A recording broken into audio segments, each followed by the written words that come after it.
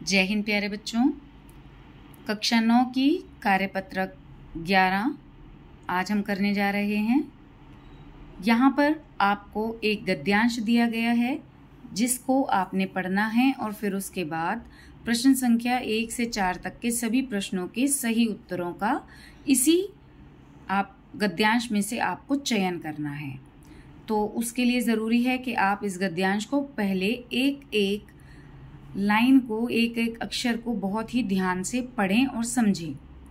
एक इतालवी कहावत है, ईश्वर करे कि आपके दुख उतने ही अल्पायु रहें जितने कि आपके नववर्ष के संकल्प होते हैं। यानी आपके जो दुख हैं बहुत कम रहें, कम उम्र हो उनकी। किस प्रकार? जैसे कि आपके नववर्ष के संकल्प होते हैं।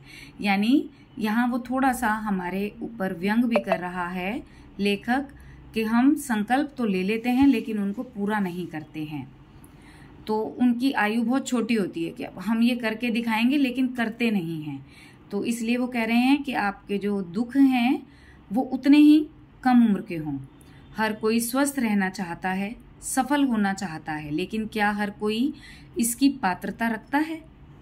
आपको जीवन में वह नहीं मिलता जो आप चाहते हैं, बल्कि वह मिलता है जिसके आप योग्य होते हैं या जिसके पात्र होते हैं।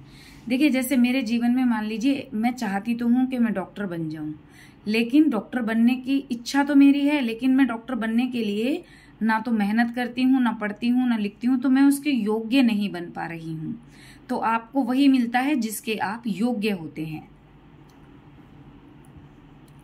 अपनी इच्छा को पात्रता में कैसे बदल सकते हैं?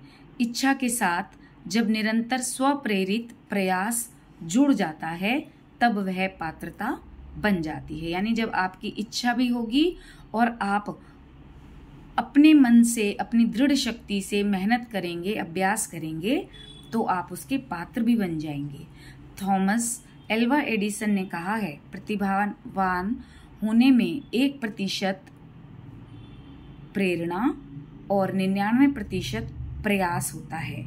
मेरे एक मित्र ने एक बार टिप्पणी करते हुए कहा था, यदि मैं उतना समझदार नहीं हूँ जितने कि अन्य लोग हैं तो मैं इसमें कुछ नहीं कर सकता। यह तो ईश्वर की गलती है। मैं यदि भावनात्मक रूप से उतना दृढ़ नहीं हूँ तो भी मैं क्या कर सकता हूँ? यह तो मेरे लालन पालन में हुई गलती है। लेकिन यदि मैं अन्य लोगों से ज़्यादा प्रयास नहीं करता तो इसमें कोई बहाना नहीं चलेगा, क्योंकि यह तो मेरी ही गलती है। तो अगर हम अपनी इच्छा शक्ति के लिए प्रयास नहीं करेंगे, दृढ़ शक्ति नहीं होगी किसी कार्य को करने के लिए, तो इसमें हमारी ही गलती होती है। चलिए, यहाँ दिया गया है कि ये जो गद्यांश है ये हमें कहाँ से मिला है, ये लिखा हुआ है। अब प्रश्नों के उत्तर देख लेते हैं। किसके अभाव में नए साल के संकल्प अल्पायु रह जाते हैं? यानी कम उम्र के रह जाते हैं। पारिवारिक सहयोग के, सामाजिक रुतबे के, आर्थिक संपन्नता के या दृढ़ इच्छा शक्ति के? तो हमारा उत्तर है इसका घ, दृढ़ इच्छा शक्ति के अभाव में हमारे संकल्प अल्पायु रह जाते हैं। उत्तर घ। गद्यांश के अनुसार निरंतर स्वप्रेरित प्रयास द्वारा क्या संभव है? अगर हम बार बार प्रयास करेंगे, अभ्यास करेंगे अपनी इच्छा से, तो हमें क्या प्राप्त हो जाएगा? जो हमारी इच्छा है उसके हम योग्य बन जाएंगे, उसकी पात्रता हमको मिल जाएगी। तो इच्छा को पात्रता में बदल सकेंगे हम। तो हमारा उत्तर है क, इच्छा को पात्रता में बदलना।